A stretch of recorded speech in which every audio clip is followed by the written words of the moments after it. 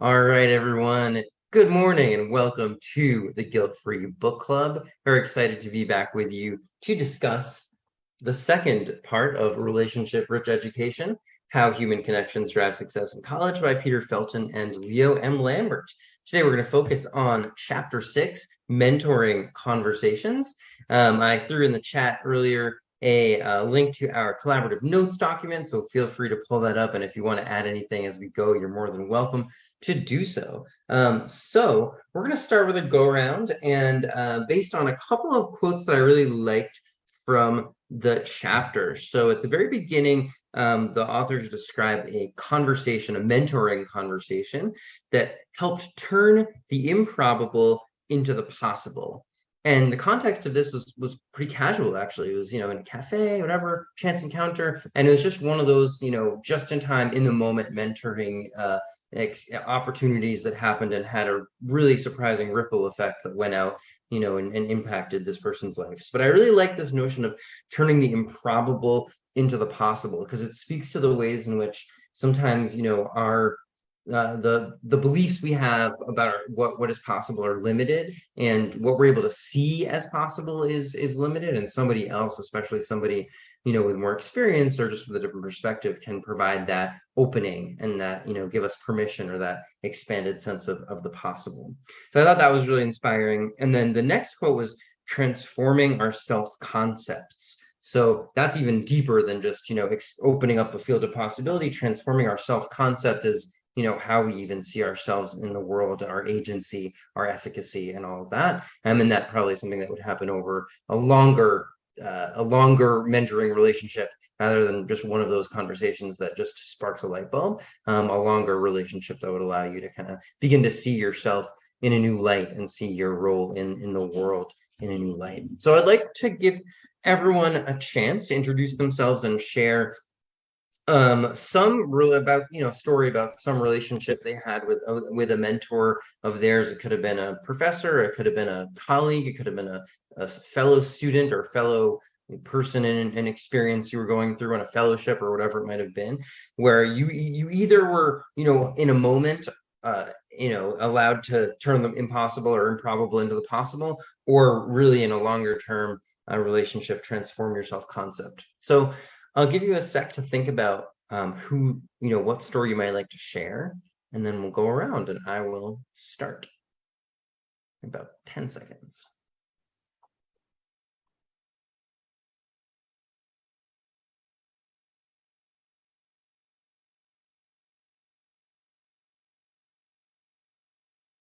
Okay.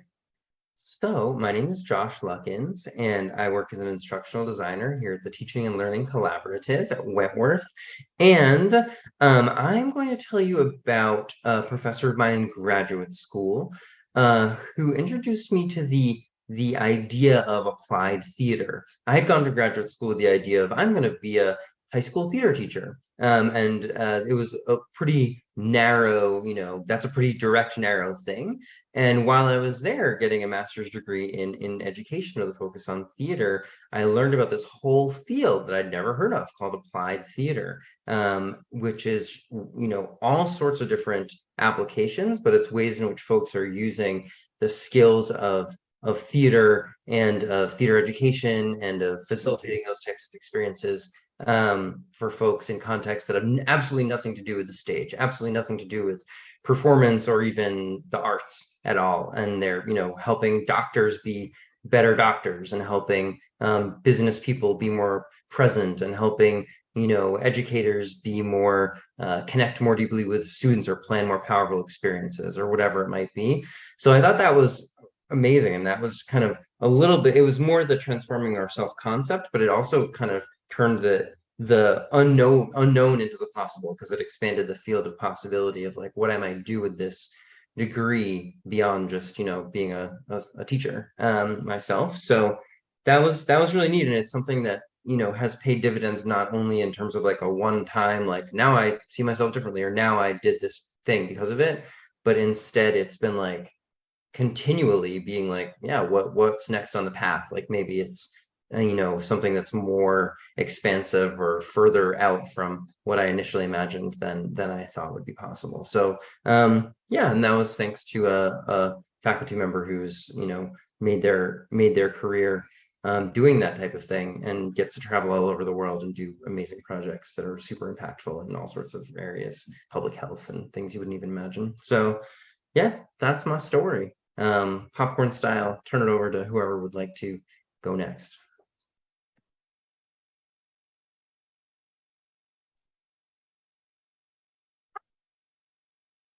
I'm Lauren Melfi. I teach applied math at Wentworth, and I am trying to persuade my cat to come over and say hello,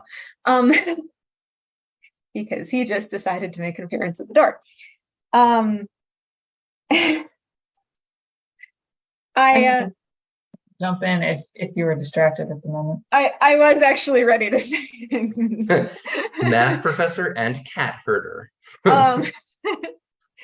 So as I had something in mind already, but as we were thinking for 10 additional seconds, I came up with something else too.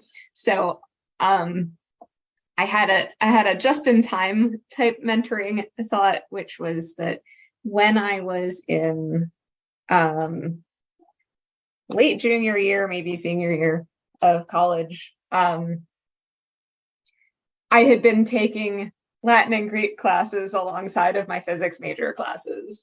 And I was like, it's going to be a minor, like I'm not actually doing anything with it long term. I'm just still doing it because I like the languages and I think they're interesting. And it was like a 5-minute conversation with one of the classics professors who was like, hey, I took a look at your transcript, and if you take one more class, you can just get a whole second degree. It's like, oh, okay. How transformative, I don't know, but it leads to fun stories, if nothing else. More of a transforming myself concept, though, was the mentorship over a course of a summer. I did a research experience for undergraduates, one of the NSF funded programs, and it was at least nominally under physics. It was the physics department that was running it, but the person that I was working with was in biomedical engineering. And so there was me coming from a physics background, but mostly interested in math. And there were a couple other students coming from more the bioengineering side of things. And just like the fact that he was so, I don't fully know what I'm doing, but we're going to have fun and learn things together, was like exactly what I needed to figure out what research looked like at the time, I think. And so that mentoring relationship gave me a whole different view of what research could look like and what interdisciplinary research could look like. And the stuff that we were studying that summer, I now know a whole lot more about because I'm actually doing things along that line still. And yes, the blur doesn't know what to do, but the cat is here. Small tiger. I'm Tom Bacho from the Success Studio. I mean, the one that came to my mind was, at the end of college, like kind of, getting my applications ready for like grad school. And I think it was one I really appreciated was, I think, a professor I just asked for like a reference letter, and he I forget the exact sequence, but I think he basically offered to like meet with me, and we wound up having like a fairly long conversation, which, he wasn't even my like official advisor. So I, especially in retrospect, it's like that was a lot of time to spend on like a conversation with an undergrad. It was probably like a good 45 minutes or so, and really just like a very open-ended conversation about like the application process, like how to do that transition from undergrad to grad. Because I feel like any like high school to undergrad to grad, like any like school to work, like all of these transitions are really stressful, and it takes a certain amount of like starting to imagine yourself in a different setting. And so like my parents had gone to college, so I had some like just feel for what that might be like from their experiences, but neither of them had really like done grad school. So it was a bit more like, I don't know, like it wasn't as much of a picture of what that looked like. So yeah, it was just really helpful to get like a perspective from someone that was not my advisor and was really just, kind of doing like what in this article they talked about, kind of like a just-in-time mentoring type thing. Like it was, it's just like a really helpful conversation to help like start getting in the mental space of having that transition, yeah, it was really helpful.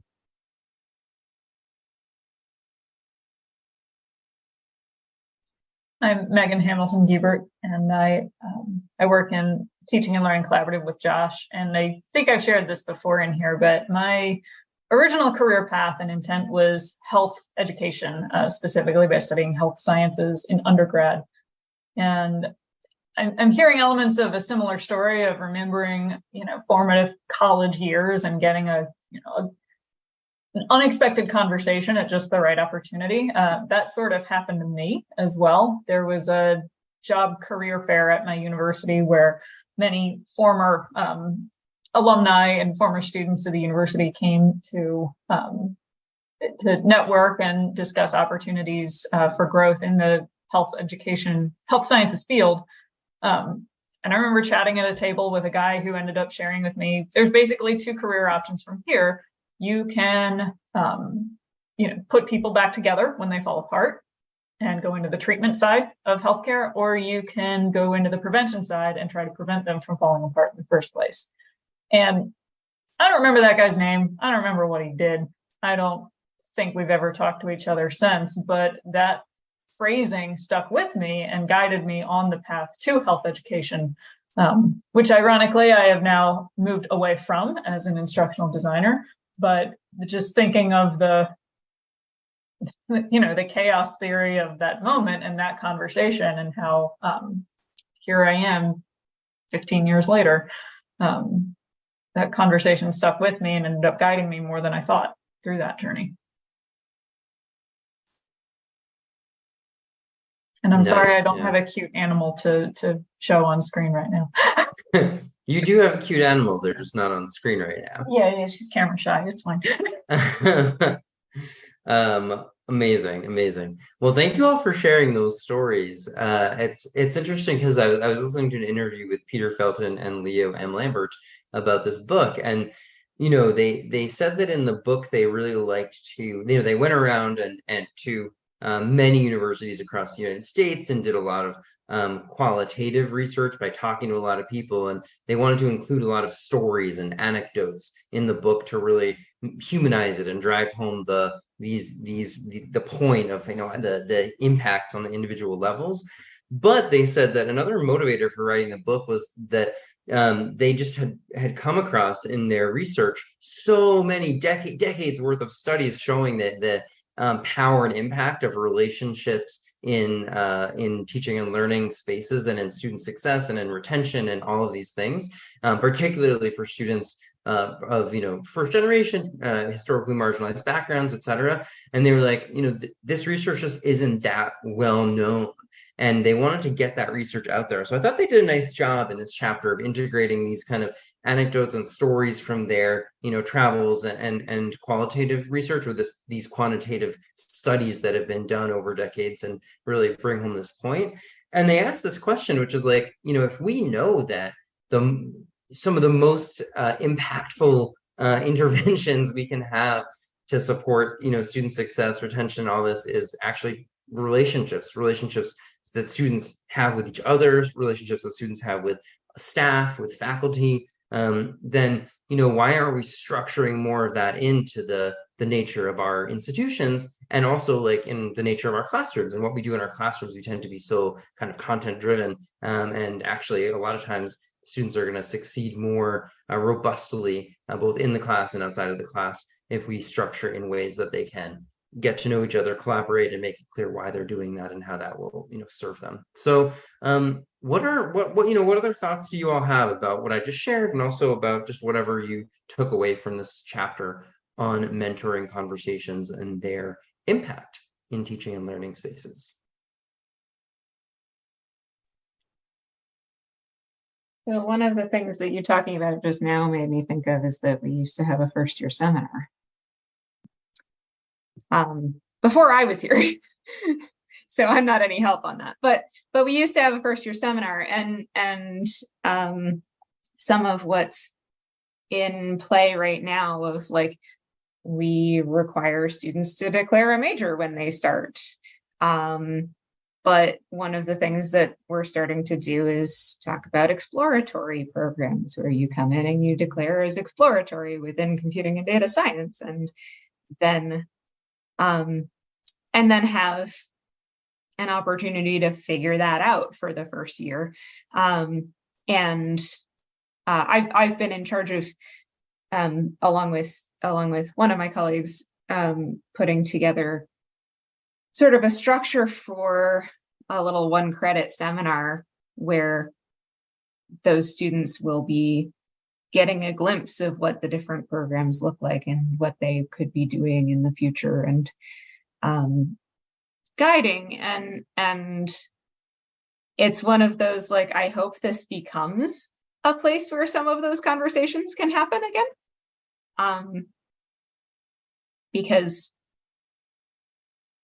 I can see it going either way. Either it's I show up, I learn about each of the programs, and then I go about my merry way, and nothing nothing develops there. But I could see it becoming more of a like, hey, we're an incoming little cohort that's doing this, and here's the person who's organizing the seminar, and maybe I connect with them a little bit over that process.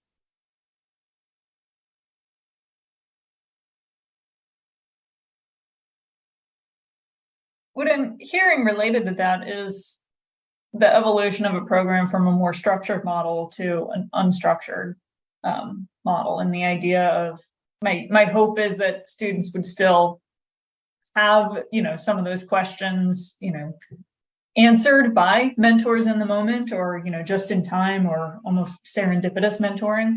And that can be, small but impactful for a particular student experiencing that.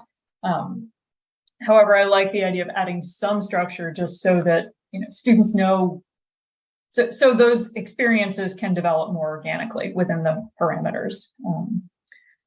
So I think it's a both and rather than either or sort of solution when it comes to structured versus unstructured support for incoming students in particular, or first year students in particular. Or first year faculty, if I may say so. One of the things that I was thinking about from that mentoring standpoint as I was reading was sort of along that line, that both and, because some of what they talk about in this chapter is how some of it might be structured and some of it might not be structured. Some of it's going to be that on the fly. Some of it's going to be hey, I connected with this person, let me go ask them a question. I started at Wentworth.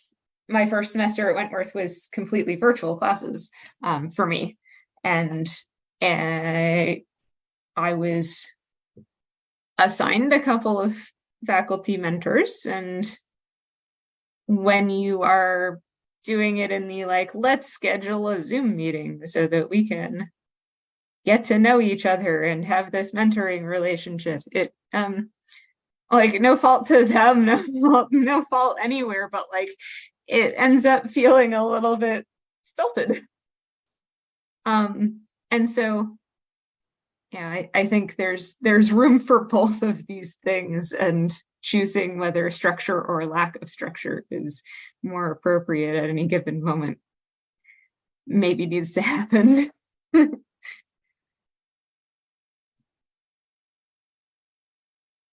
Yeah, and what you experienced, Lauren, actually relates to a kind of discussion point I wanted to get into of this whole chapter is very geared towards an in-person mentoring situation, just as a result of being in a physical space together, on a physical campus together.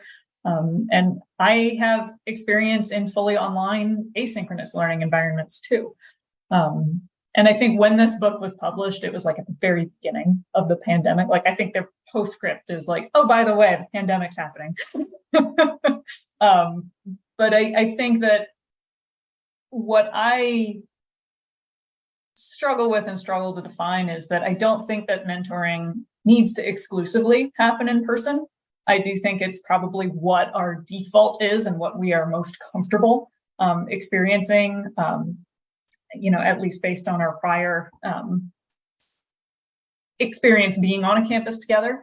But I know that, virtual mentoring or remote mentoring can be successfully done if it's really intentionally designed and structured and built in to that environment. It's very hard to do that when reacting to a global crisis. And unfortunately, but I think that is, not the norm that I think we want to model for an effective virtual mentoring environment. I have no doubt that virtual mentoring that is intended to be virtual from the start can do a better job. But that's also interesting because I think there's also the possibility to transition that way. Like, if you get to know somebody in person, it is easier to talk with them virtually afterwards, I would argue.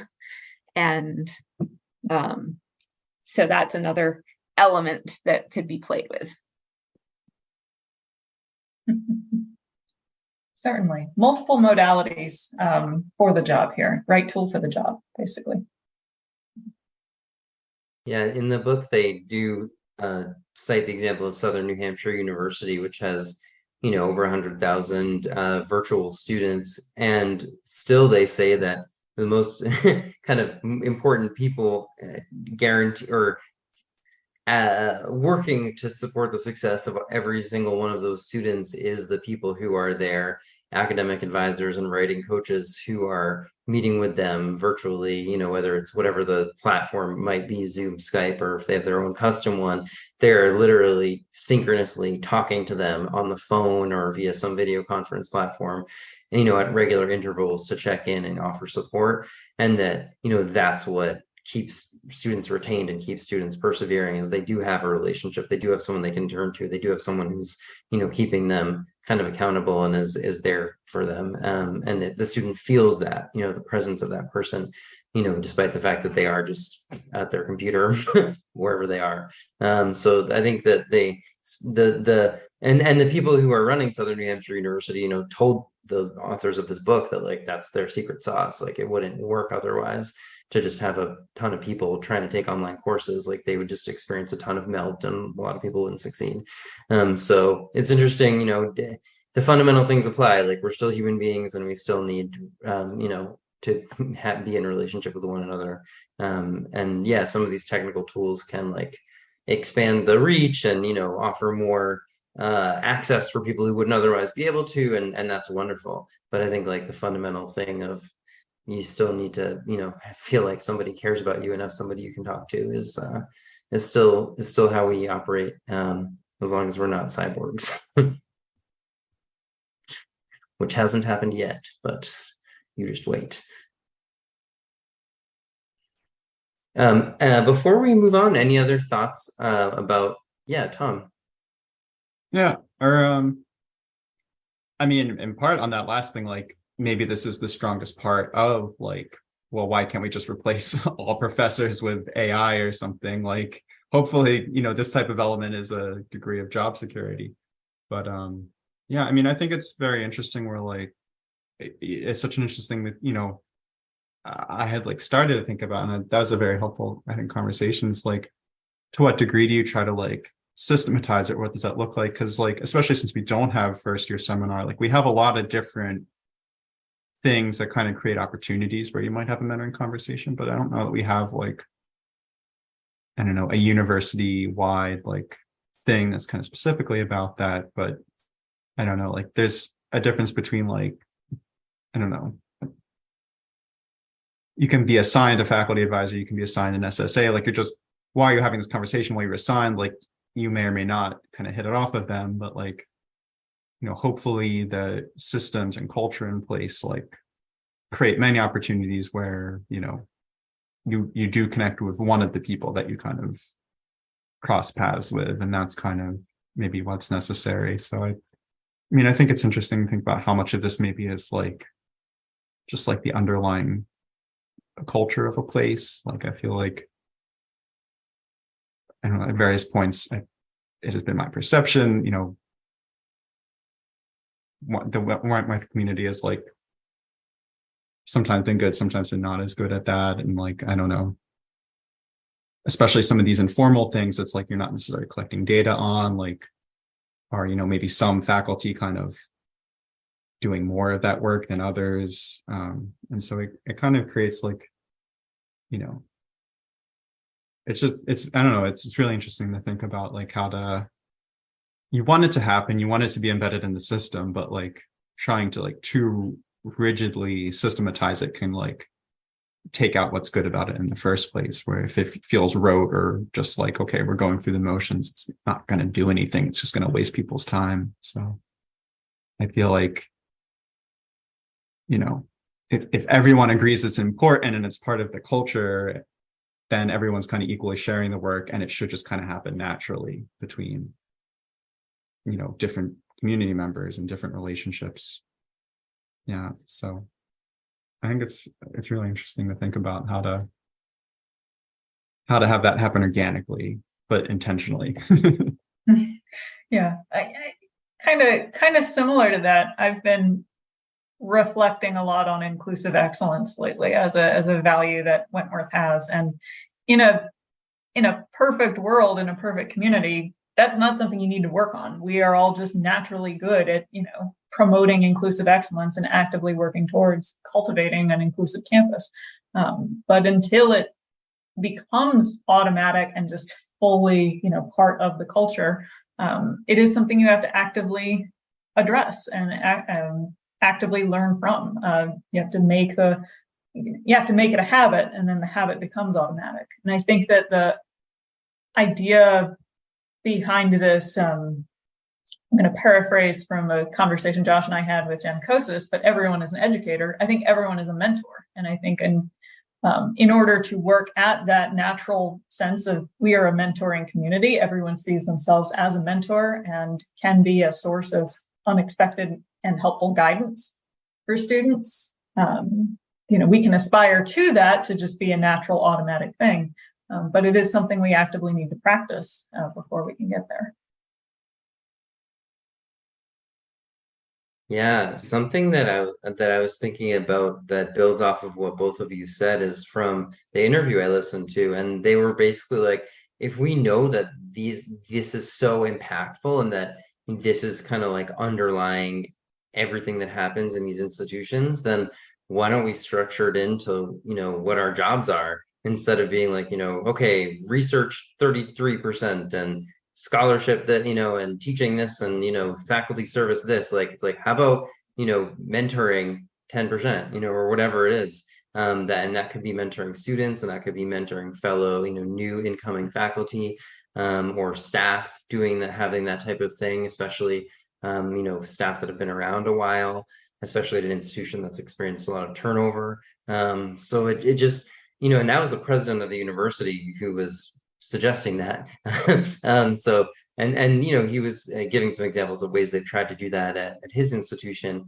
And I think that, you know, some of the things that you already brought up are like, are already there. Like, we know about them. You know, why aren't we doing them? Like the president of Elon University wrote this book, talked about how he teaches a first year seminar, and it's like the highlight of his year, and how like he teaches the hidden curriculum and has that be like part of all the first year seminars, and they do networking practice, and they meet people, and they meet alums, and they like really build a network, because they're like, research shows like that's what's gonna like get you, you know, set up for success in the world and all that.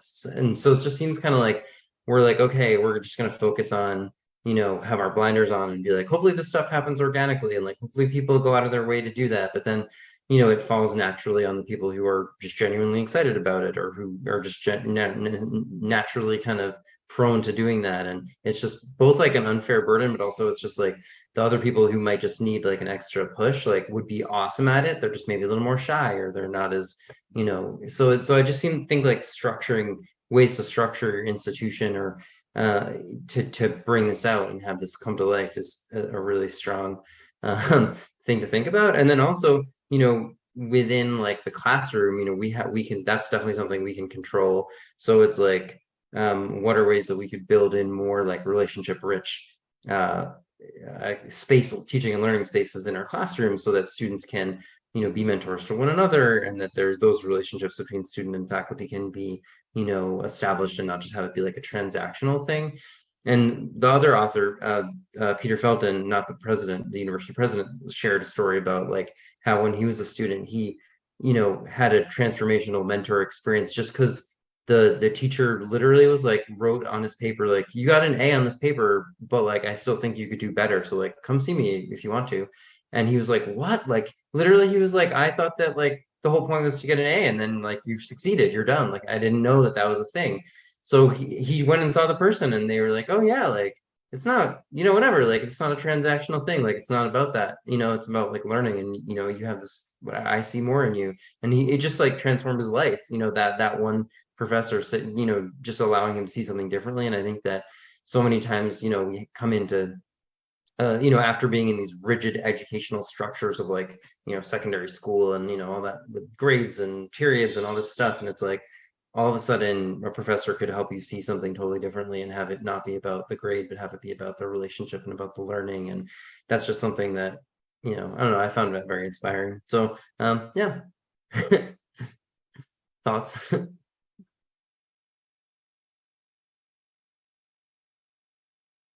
I like that as an example of faculty mentoring, and I like that we've got some varying perspectives of faculty and staff on this call, people who have been in both roles, I think.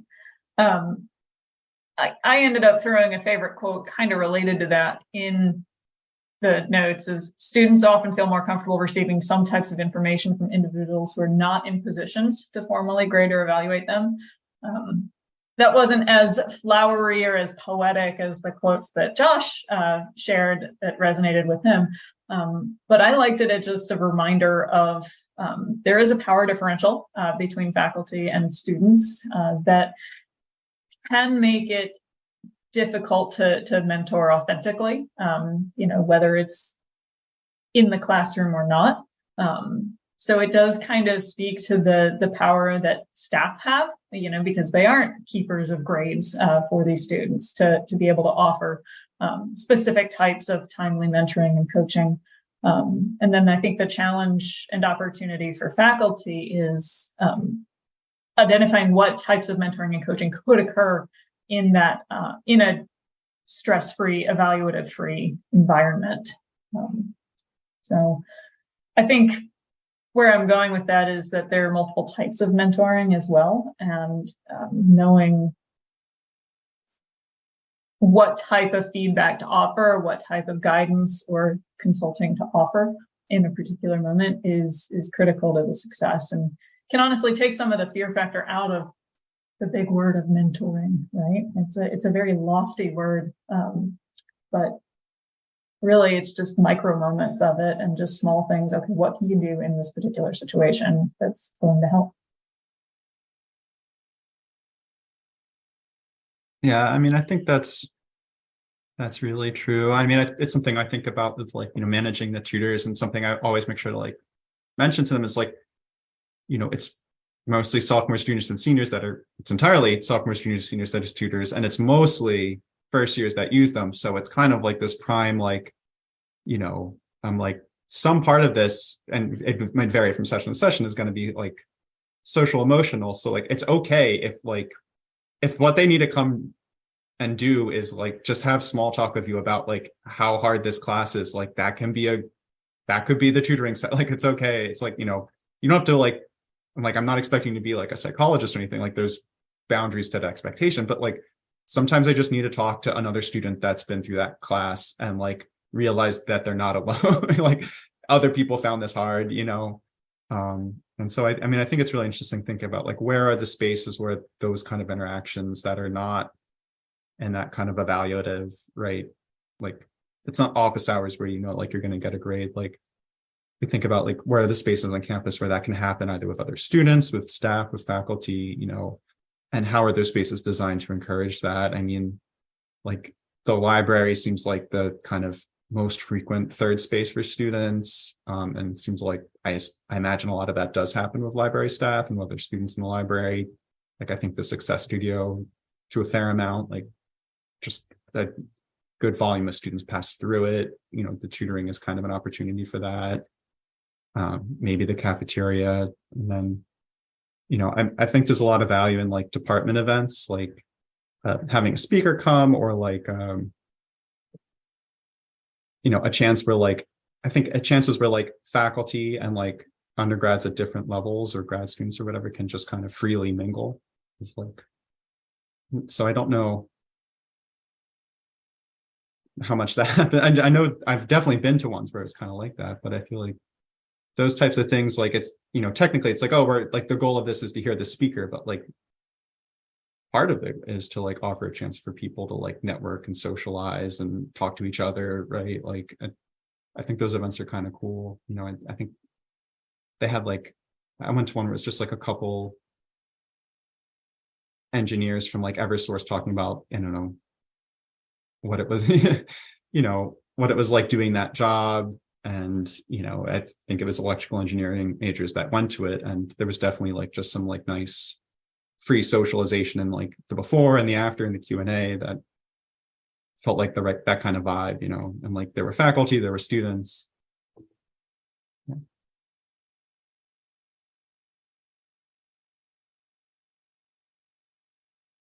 So I think a lot of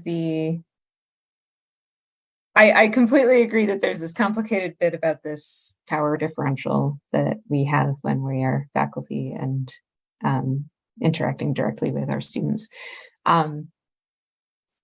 I think part of what we've gotten into in the earlier session last month is that, the benefit I see in that situation is that I am seeing these folks every couple days. I am having the opportunity to have a conversation 5 minutes before class starts. And I've had some really fun opportunities to mentor some of my students in the context of like, oh, it's 5 minutes before class. My entire class is like commiserating over the fact that they're all looking for co-ops next semester. And somebody just had an interview and they're wondering how it went. And somebody's, preparing for an interview they have tomorrow. And then there's the job fair later in the week. And I've had mentoring questions from students who came to me in office hours later and were like, do you have any advice about this thing that I'm preparing for in this upcoming interview? And I was thrilled to be able to interact with that student on that level. But of course, that's her asking me about something that was not where the power differential exists. And sometimes it goes that way. And sometimes it's we're chatting in office hours and I've helped them feel comfortable enough with me that we are able to talk more about, what's going on that semester for them and those other things where the power differential is maybe closer to the conversation that we're having. But the other thing that this brings to mind for me, and they talk about it in the book chapter as well. One of the points they make in the chapter is that like some of the best mentoring conversations have to happen when students are at their low points. And I was looking and could not find it for the life of me, but there was a blog opinion post of some sort inside higher ed, like any number of years ago, talking about how when students withdraw, when students fail, when students in some cases when they have some sort of academic integrity violation, like all of those bad points but especially the ones that are like failing and withdrawing, that's the end of the story. We don't have a good opportunity to come back and be like, hey, so let's talk about what happened. Let's talk about where we're going next from here. Let's talk about the fact that you just earned an F in my class, but like, here's what I saw you working on, and you weren't quite there yet, but I need you to stick with it because you can do this. I know you can. There's no good opportunity for those conversations to continue the story. It's just, oh, I got an F. Guess I got to take it again next semester. And yeah, I don't know how to change that. I don't even know if the students would necessarily be open to that conversation in that moment in the way that we might try to have it. But it is one of those rough bits of the power differential coming into play. And sometimes you're able to meet it with grace, and sometimes it's harder to have that. Yeah, it can be really heartbreaking, right? Because we want our students to succeed. We also want students to meet the expectations that we've set in our classes so that they will be able to succeed in the following ones. And it doesn't always work as advertised, which is, it's painful.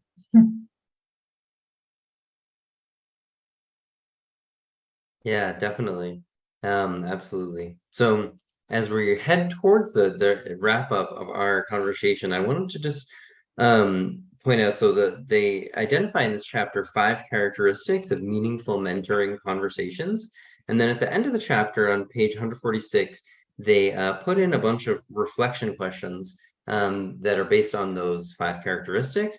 And I'm going to add how, because they are all framed as am I, which is a yes or no question, does not leave that much room for imagination. So I'm going to add how, and I'm going to ask the 5, actually there's a bonus one, so 6 questions, and just give us a sec to reflect on that, and we can do another go around and share anything else we want to share in regard to those questions, or wrapping up our discussion of this chapter. So how am I using formal and informal moments to meaningfully engage with others? How am I really listening to what I'm hearing, listening to understand rather than to respond? How am I taking the time to offer practical knowledge and guidance, or encouragement and support to those who need it? How am I using my personal connections to introduce students or colleagues to others who might be mentors to them? How am I helping to create structures on campuses that will ensure more students are engaged in mentoring conversations? And what am I learning about myself from these relationships? And come back to our quotes that we started with, how these mentoring conversations turned the improbable into the possible, and or transformed our self-concepts. So any final thoughts as we wrap up about how we do this and the value of it, and how we can kind of bring more of it into our work, whatever we're doing here on campus?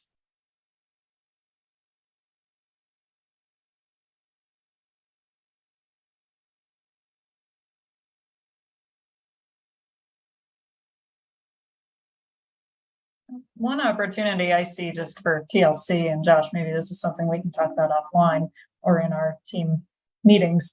But in our perspective, we're primarily faculty and staff facing, and we often don't have opportunities to work directly with students. But I think that there is a huge opportunity for us to also be mentors to students who are ultimately the ones we, exist for. We want them to succeed. And I'm reminded of a small mentoring in the moment occurrence that happened earlier this semester, where me and a student happened to be walking to the train station together. And I, just kind of asked him casually, what's your favorite class? What's your least favorite class? What's going well?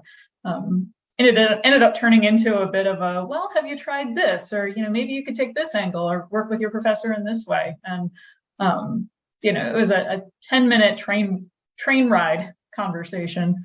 But it was an opportunity for me to be a mentor in a way that I don't usually get to. And I think that if we could, TLC is in a position where we could work to facilitate some more of those moments. And I think the guiding questions you have here could help show us how to do that.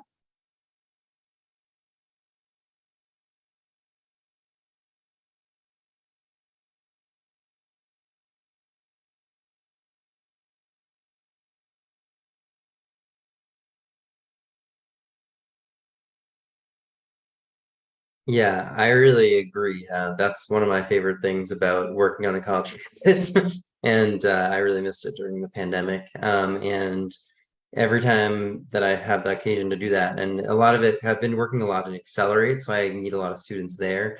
But then, like random other things, like when we recorded the podcast in the studio and we had a sound engineer, like just getting to know the students, or even just at the Pride event last week, like I got to, randomly talk to a student waiting in line for an ice cream cookie, and we ended up talking for like 10 minutes. And I'm gonna try and get her, company to cater one of our meetings. Like, just like that's the power of like, network and getting to know people and all that type of thing. And it's like, and I was like, oh, maybe you could set up a LinkedIn page for your business. And she's like, I've never thought about that. I was like, yeah, here's, my email. Like, I'd be happy to help you, so I just love doing that stuff. And it feels like it just happens randomly and organically. But it'd be really nice if there were more structure. I think the first year seminar would be a huge addition.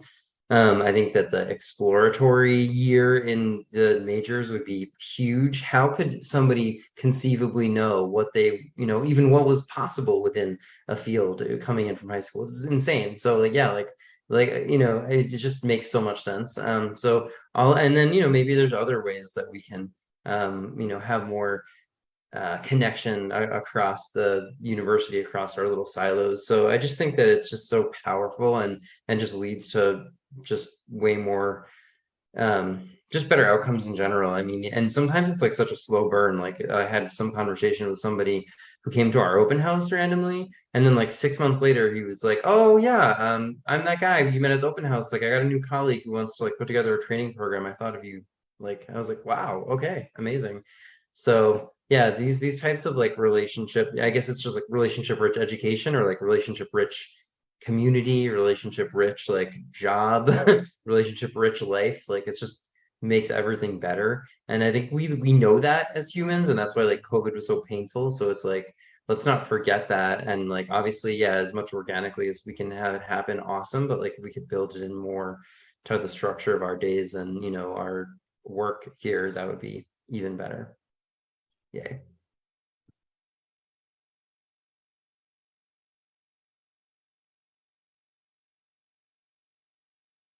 Related to that, those events that you mentioned, Josh, kind of reminds me of what Tom alluded to earlier of there's sometimes a hidden purpose to why people come together. The purpose might be to, attend this event, go to the Pride block party, but the ultimate underlying purpose is to deepen a relationship somehow, or to provide mentoring or support to a student in a specific situation. And I'm putting a recommended reading on our Guilt-Free Book Club notes. It's a book called The Art of Gathering by Priya Parker. And it does get into, all right, when you're creating an event, what actually will make it be successful and achieve the objectives. And part of it is really drilling down into the purpose of why do you want people to gather? Why do you want to bring them here? And being able to articulate that can help help the event succeed.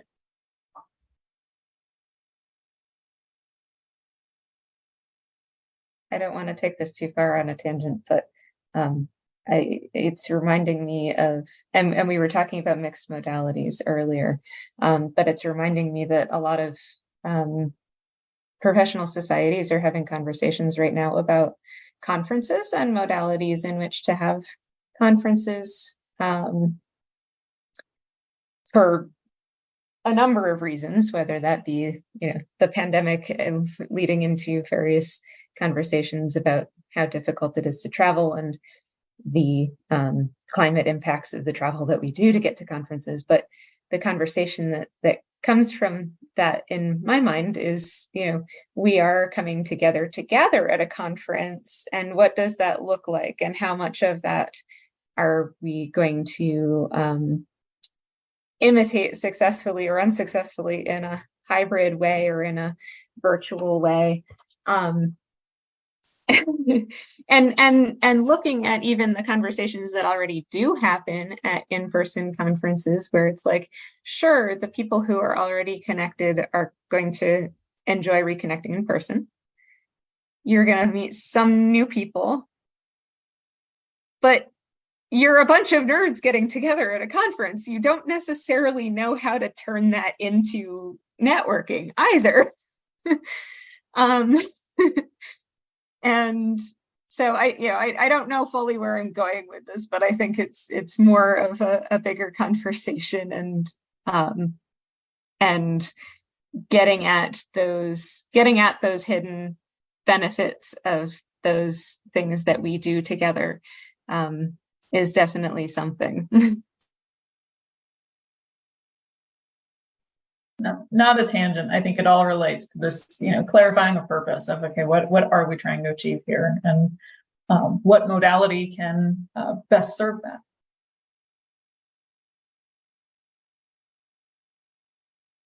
And what does it look like in the modality that we've chosen? Very true.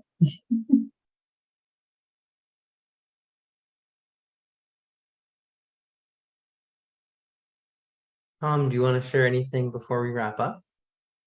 Yeah, I mean, I think, just some things I was thinking is I really like these questions, and it's interesting to me where like, I feel like anyone whose job responsibility, even kind of like remotely, is related to students, like these are kind of like the right questions to ask yourself. But I feel like probably for pretty much all of us, like this is, I don't know, like it's not like written into our job description like explicitly like this, but I feel like, looking at these, like, yeah, this is part of my job. And like pretty much anyone in student affairs or academic affairs, like you probably want to be doing these things, but it's not like you're not so explicitly like evaluated on it, which is like an interesting component of it. And I was also, I don't know, just kind of thinking about in some of our things too, like I think Megan mentioned earlier how this is kind of like analogous to like inclusive excellence, and it seems to like just how much this is probably directly tied to it, where I don't know,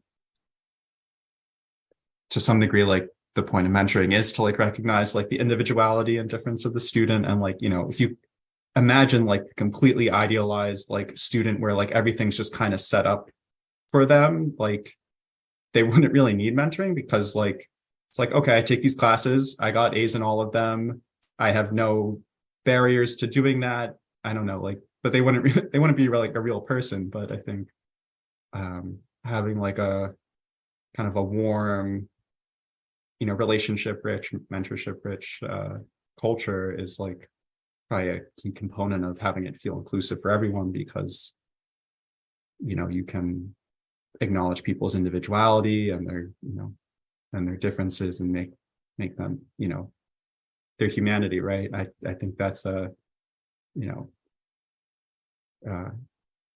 think higher education is an interesting tension between like the fact like it's always like there's always going to be like bureaucracy and process, like there has to be for it to function, but like in order for people to like succeed and for it to achieve its goal, like you need to like create like humanity on top of that like bureaucracy. So I feel like this is really like, I really like those questions. It's like if everyone's thinking about those questions like once a week or something, it would probably be a better place. Nice, beautiful. Well, thank you all for your reflections and for coming together to discuss relationship-rich education.